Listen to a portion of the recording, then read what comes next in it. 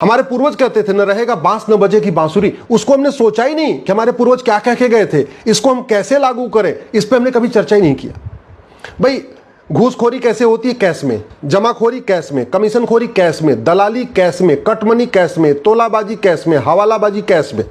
नशा तस्करी कैश में, मानव तस्करी कैश में, हथियार तस्करी कैश में, गौ तस्करी कैश में, सोना तस्करी कैश में, चंदन तस्करी कैश में, अपहरण कैश में, फिरौती कैश में, चोरी डकैती कैश में, झपटमारी कैश, कालाबाजारी कैश, मुनाफाखोरी कैश, मिलावटखोरी कैश,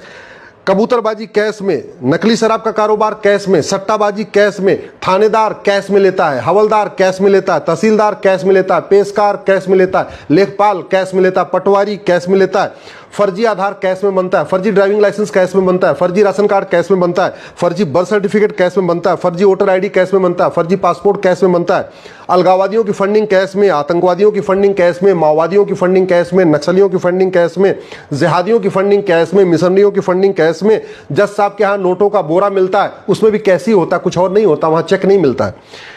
कप्तान साहब कैश में लेते हैं, कलेक्टर साहब कैश में लेते हैं, कमिश्नर साहब कैश में लेते हैं, सांसद जी कैश में लेते हैं, विधायक जी कैश में लेते हैं, पार्षद जी कैश में लेते हैं, प्रधान जी कैश में लेते हैं।